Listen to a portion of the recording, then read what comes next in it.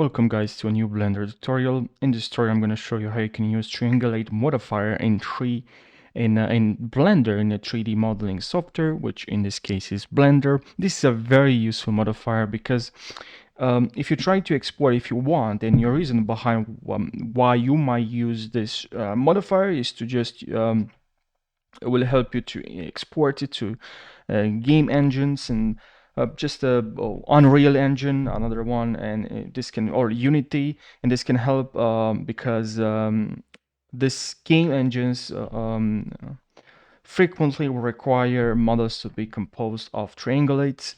So that's another reason, but there's other reasons like mesh optimization and so this triangulate modifier, first of all, what it does is simply converts polygons into triangles. So that's what it does. And now how you can add this is to head over to add modifier, and here click on triangulate. And now, as you can see here, if we turn off real time, now if you set some settings, you can play some settings from here.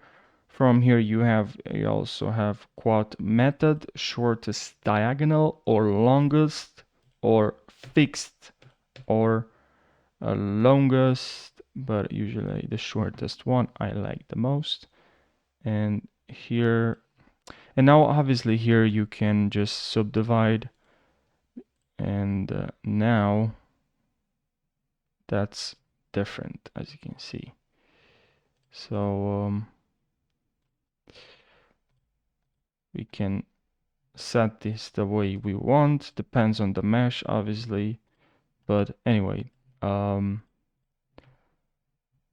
obviously now we can also go here and add geometry, so we can see geometry, but you know, that's pretty much it. I really hope you learned something. I really hope you found this short tutorial helpful. I hope you learned something. And I hope this video helped you. Thank you so much for watching, and I'll see you in the next video. Take care.